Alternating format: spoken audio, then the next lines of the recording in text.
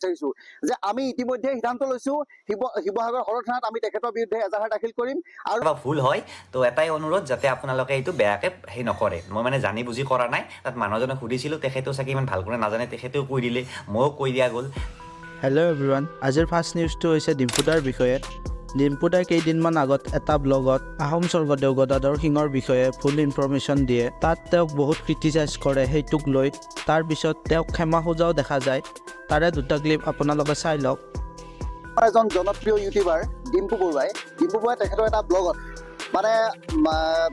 আহোম স্বৰ্গদেউ গদাধৰ সিংহৰ তিনিগৰাকী পত্নী আছে বুলি উল্লেখ কৰিছে আৰু পত্নী তিনিগৰাকী ৰহা ৰহেদৈ দীপামৰ ভাদৈ আৰু হলগুৰি আঘোণী বাই বুলি উল্লেখ কৰি আচলতে কেৱল মাত্ৰ গদাধৰ সিংহ বা মানে বুৰঞ্জীকে বিকৃত কৰা নাই আহোম জাতিটোক আচলতে তুচ্ছতাচ্ছিল্য কৰিছে বুলি আমি সৰু টাইম ছাত্ৰ সন্থা শিৱসাগৰ জিলা সমিতিয়ে বাবে উদ্বেগ প্ৰকাশ কৰিছোঁ আৰু তেখেত এজন জনপ্ৰিয় ইউটিউবাৰ আৰু তেখেতৰ যদি বুৰঞ্জীৰ সাম্যক জ্ঞান নাই তেতিয়াহ'লে আচলতে এনেধৰণৰ মন্তব্য কেতিয়াও দিব নালাগে বা এনেধৰণৰ ব্লগ বনাবলৈ তেওঁ কেতিয়াও প্ৰয়াস কৰিব নালাগে তেখেতক ভাবি চিন্তি আছিলে ব্লগ বনাবৰ কাৰণে আমি অনুৰোধ জনাইছোঁ আমি অতি ক্ষোভেৰে আজি শিৱসাগৰ জিলা সমিতি আমি আপোনালোকক জনাব বিচাৰিছোঁ যে আমি ইতিমধ্যে সিদ্ধান্ত লৈছোঁ শিৱসাগৰ সদৰ থানাত আমি তেখেতৰ বিৰুদ্ধে এজাহাৰ দাখিল কৰিম আৰু চৰকাৰ তথা পুলিচ প্ৰশাসনে আচলতে তেওঁৰ বিৰুদ্ধে কিন্তু আইনী ব্যৱস্থা গ্ৰহণ কৰিব লাগিব আমি তেওঁ স্পষ্ট কথা বাৰে বাৰে আহোমক অপমান কৰিব বাৰে বাৰে স্বৰ্গদেউসকলক মানে এনেকৈ তুচ্ছতাচ্ছিল্য কৰিব এইটো কেতিয়াও আচলতে জাতিৰ কাৰণে শুভ লক্ষণ নহয় সেয়েহে আমি মানে আপোনালোকৰ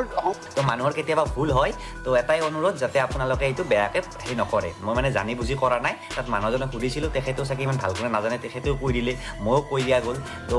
সেইকাৰণে ক্ষমা নেক্সট নিউজটো হৈছে অ বোলো নমস্কাৰৰ বিষয়ে আমি জনাইছিলোঁ যে অ বোলো নমস্কাৰৰ যিখন দোকান আছিল সেইখনৰ বস্তুবোৰ চোৰ কৰিছিল আৰু কিছুমান বস্তু ভাঙি পেলাইছিল তাক লৈ ফাইনেলি তেওঁলোকে পুলিচ কেছ দিয়ে তেওঁলোকৰ মতে চোৰজন ধৰা পৰিছে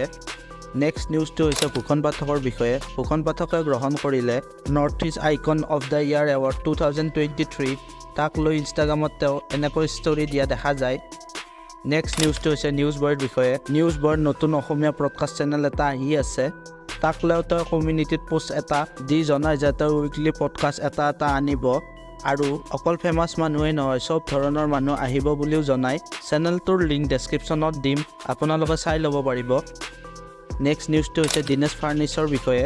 CID এক্টৰ দীনেশ ফাৰ্নিছে যোৱাকালি অৰ্গেন ফেইলিয়াৰৰ কাৰণে 57 ইয়াৰ্ছ এজতে মৃত্যুৰ মুখত পৰে জানিব পৰা মতে তেওঁৰ বহুত দিন ধৰি অসুস্থ হৈ আছিল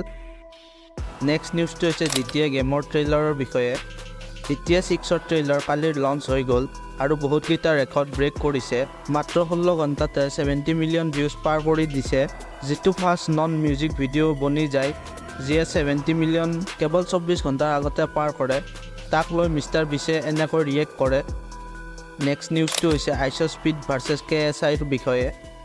আইচস্পীড আৰু KSIৰ মাজত 15 ডিচেম্বৰৰ দিনা ৰেছলিং মেটচ হ'ব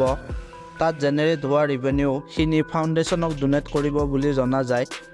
নেক্সট নিউজটো হৈছে ক্ৰাইম ৰেটৰ বিষয়ে 2021ৰ NCRBৰ ৰিপৰ্ট মতে অসমত এইবাৰ 50%তকৈ কম ক্ৰাইম ৰেট হ্ৰাস পাইছে থেংক ইউ ফৰ ৱাচিং